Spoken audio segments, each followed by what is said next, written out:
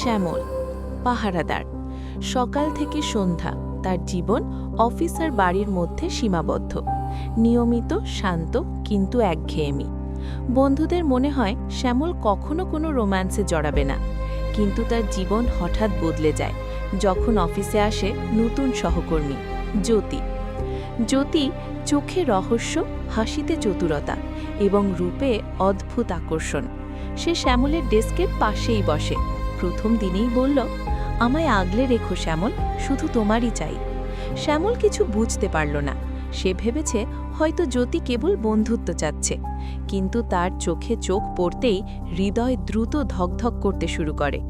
কিছুদিনের মধ্যেই জ্যোতি শ্যামলের কাছে আসা যাওয়া, চা খাওয়া, ছোট ছোট গল্প সবকিছুই যেন একটি খেলায় রূপ নেয়। কিন্তু শ্যামল বুঝতে পারছে না জ্যোতির এই মায়াময় কথার পেছনে সত্যি কি আছে নাকি কোনো ফাঁদ। একদিন শ্যামতী হঠাৎ শ্যামলকে ডেকে আনে। শ্যামল, তুমি কি সত্যি আমাকে ভালোবাসো? শ্যামল জবাব দেয়, হ্যাঁ আমি। কিন্তু কেন তুমি এমনভাবে প্রশ্ন করছো? জ্যোতি হাসে, কিন্তু চোখে খেলা। সে আসলে শ্যামলের সরলতা ব্যবহার করে তার সব গুরুত্বপূর্ণ তথ্য সংগ্রহ করতে চাচ্ছে। শ্যামল এখনও বুঝতে পারল না এটি প্রেম নাকি কৌশল। এরপর শুরু হয় তাদের সম্পর্কের লুডো খেলা। জ্যোতি একে একে শ্যামলের প্রতি তার কৌশল দেখায়, ফাঁদে ফেলা, ছোট ছোট ব্ল্যাকমেইলিং আর মন খারাপ করানো।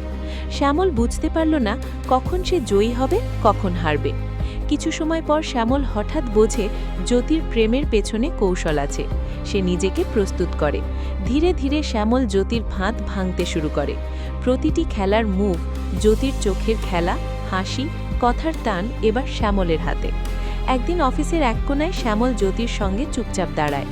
লুডো খেলা বুঝতে পারিনি, এবার আমার পালা। জ্যোতি প্রথমে অবাক, তারপর হেসে বলে, হয়তো তুমি সত্যিই আমাকে বুঝেছ। শেষে শ্যামল জ্যোতির ফাঁদ পুরোপুরি ভেঙে দেয়। জ্যোতি হক্কচিত। হঠাৎ সে স্বীকার করে, আমি শুরুতে ছল করেছি, কিন্তু এখন সত্যিই তোমাকে চাই।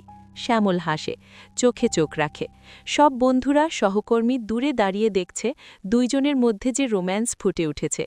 লুডো খেলা শেষ, কিন্তু প্রেমের খেলা শুরু। দুইজন একে অপরের দিকে তাকিয়ে হাসছে। অফিসের জানালা দিয়ে রোদ ঢুকছে। প্রেমের খেলা যেন সেই আলোতে আরও উজ্জ্বল হয়ে উঠেছে।